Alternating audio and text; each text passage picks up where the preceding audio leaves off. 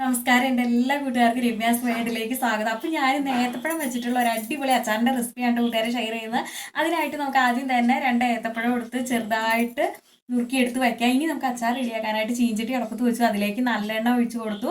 ഇനി അതിലേക്ക് കടുക് ഇട്ട് പൊട്ടിക്കുക. ഇനി ഇഞ്ചി വെളുത്തുള്ളി ചെറുതായി അരിഞ്ഞത്, അതുപോലെ ഒരു 5-6 കാന്താരിമുളക്, കറിവേപ്പില ഇത്രയും ചേർത്തൊന്ന് വഴറ്റി. ഇനി ഇതിലേക്ക് നമുക്ക് പൊടികളായിട്ട് മഞ്ഞൾപ്പൊടി പിന്നെ കാശ്മീരി മുളക് പൊടി ചേർത്തൊന്ന് നന്നായിട്ട് വഴറ്റുക. അത് മൂത്ത് വരുമ്പോൾ അതിലേക്ക് നമുക്ക് ഈ ഏത്തപ്പഴം നുറുക്കിയത് നമുക്ക് ചേർത്ത് കൊടുക്കാം. ഉപ്പും ചേർക്കാം, പിന്നെ ഉലുവ വറുത്ത് പൊടിച്ചതും ചേർത്ത് കൊടുക്കാം. ഇനി ഇത് നന്നായിട്ടൊന്ന് ഇളക്കി മിക്സ് ചെയ്ത് കഴിയുമ്പോൾ ഇതിലേക്ക് നമുക്ക് സ്വല്പം വിനാഗിരിയും കൂടെ ഒഴിച്ചു കൊടുക്കാം കേട്ടോ. അപ്പം ഇനി ഇത് ഒന്നോടെ ഒന്ന് മിക്സ് ചെയ്തെടുത്ത് അപ്പം ഇത്രേ ഉള്ളൂ. ലാസ്റ്റ് സ്വല്പം കായം പൊടിയും കൂടെ ചേർക്കാം. അപ്പം ഇത്രയേ ഉള്ളൂ, നമ്മുടെ ഏത്തപ്പഴ അച്ചാർ സൂപ്പറാണ്.